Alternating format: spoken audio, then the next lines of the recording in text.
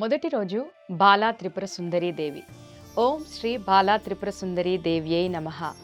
నవరాత్రుల్లో మొదటి రోజు పాడ్యమి తిథిన ఉత్తరా నక్షత్రంలో అమ్మవారు అమాయకత్వం, స్వచ్ఛతలకు ప్రతీక అయిన బాలా త్రిపుర సుందరీ దేవిగా భక్తులకు దర్శనమిస్తారు. ఈరోజు అమ్మవారిని లేత గులాబీ రంగు చీరతో అలంకరిస్తారు. మందారాలు, గులాబీ పూలు, తుమ్మి పూలతో పూజిస్తారు. ఈరోజు అమ్మవారికి బెల్లం పరమాన్నం నైవేద్యంగా సమర్పిస్తారు. బాలా త్రిపుర సుందరీ దేవిని ఆరాధించడం వల్ల ఆరోగ్యవంతమైన సంతానం, సౌభాగ్యం, జ్ఞానం లభిస్తాయని విశ్వసిస్తారు. ఈ రోజున హరిహర క్షేత్రంలో గణపతి పూజ, కలశ స్థాపన మరియు బాలా త్రిపుర సుందరి సహస్రనామ అర్చనతో దేవి శరన్నవరాత్రి వేడుకలు ప్రారంభం. రెండవ రోజు మంగళ గౌరీదేవి. ఓం శ్రీ మంగళ గౌరీదేవియై నమః. నవరాత్రుల్లో రెండవ రోజు విదియ తిథిన హస్తా నక్షత్రంలో అమ్మవారు మంగళ గౌరీదేవి రూపంలో భక్తులకు దర్శనమిస్తారు. ఈరోజు అమ్మవారిని పసుపు రంగు చీరలో అలంకరిస్తారు. కొబ్బరి, బెల్లంతో చేసిన పరమాన్నాన్ని నైవేద్యంగా సమర్పిస్తారు. మంగళ గౌరీదేవిని పూజించడం వల్ల వివాహితులకు శ్రేయస్సు, సంతోషకరమైన కుటుంబ జీవితాన్ని ప్రసాదిస్తుందని విశ్వసిస్తారు. ఈ రోజున హరిహర క్షేత్రంలో లలితా సహస్రనామ పారాయణం, తర్వాత మంగళ గౌరీదేవి సహస్రనామ అర్చన జరుగుతుంది. మూడవ రోజు శ్రీ గాయత్రీదేవి. ఓం శ్రీ గాయత్రీ మాత్రే నమః. నవరాత్రుల్లో మూడవ రోజు తదియ తిథిన చిత్తా నక్షత్రంలో అమ్మవారు సకల వేదస్వరూపిణి అయిన శ్రీ గాయత్రీదేవిగా భక్తులకు దర్శనమిస్తారు. ఈరోజు అమ్మవారిని నారింజ రంగు చీరలో అలంకరిస్తారు. తామర లేదా కలువ పూలతో గాయత్రీదేవిని పూజిస్తారు. అమ్మవారికి నిమ్మకాయ పులిహోరను నైవేద్యంగా నివేదిస్తారు. గాయత్రి మంత్రాన్ని జపించడం వల్ల చెడు ఆలోచనలు, దుష్ట శక్తుల నుండి రక్షణ లభిస్తుందని విశ్వసిస్తారు. ఈ రోజున హరిహర క్షేత్రంలో లలితా సహస్రనామ పారాయణం, తర్వాత గాయత్రీదేవి సహస్రనామ అర్చన జరుగుతుంది. నాలుగో రోజు అన్నపూర్ణాదేవి.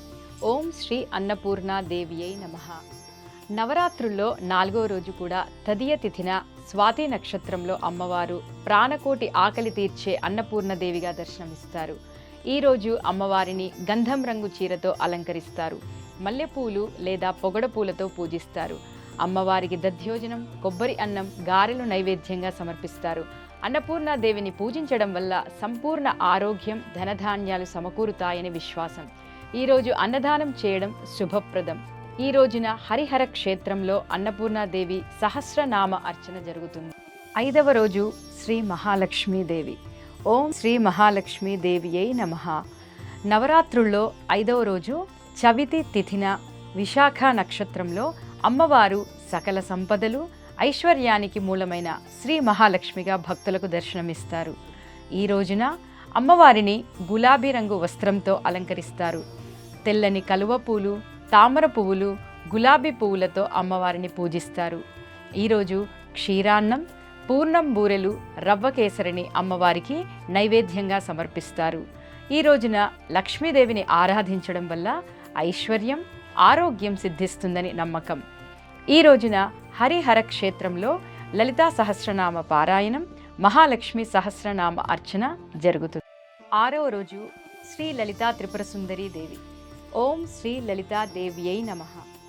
నవరాత్రుల్లో ఆరవ రోజు పంచమి తిథిన అనురాధ నక్షత్రంలో అమ్మవారు శ్రీ లలితా త్రిపుర సుందరీ దేవిగా భక్తులకు దర్శనమిస్తారు. ఈరోజు అమ్మవారికి ముదురు బంగారు రంగు చీరలో అలంకరిస్తారు.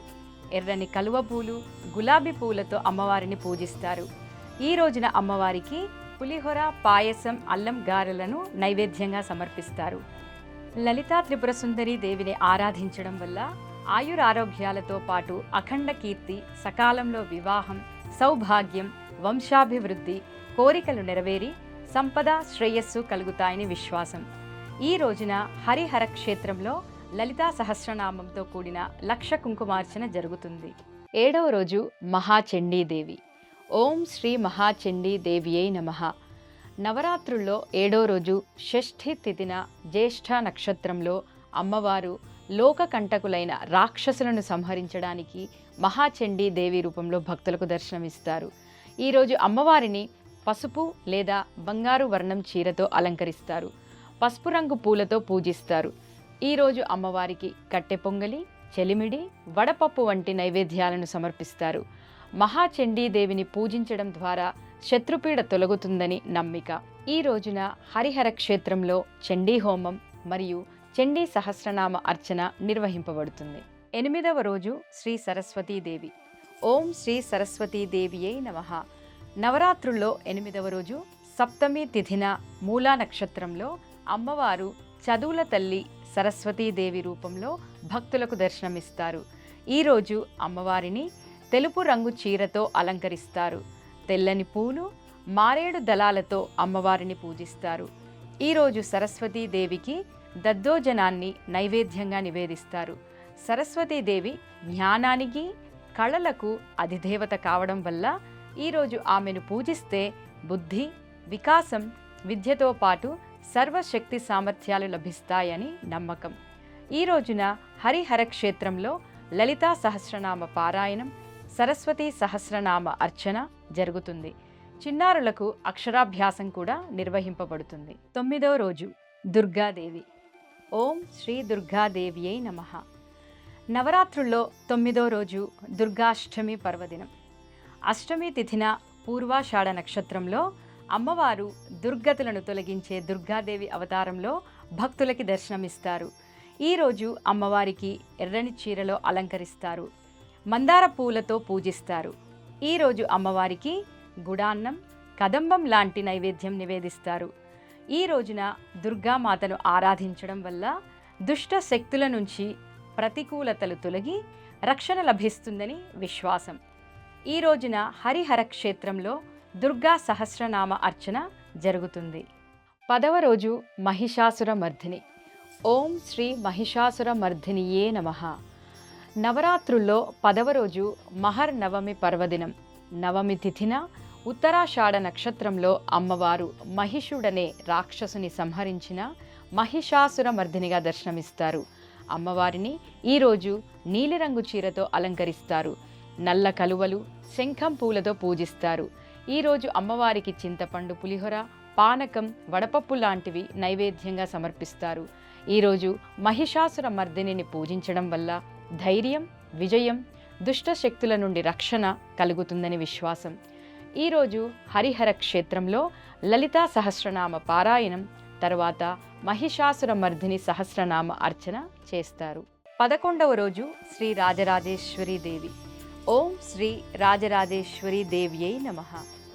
దేవీ నవరాత్రుల్లో చివరగా చెడుపై మంచి సాధించిన విజయానికి ప్రతీకగా జరుపుకునే విజయదశమి పర్వదినం.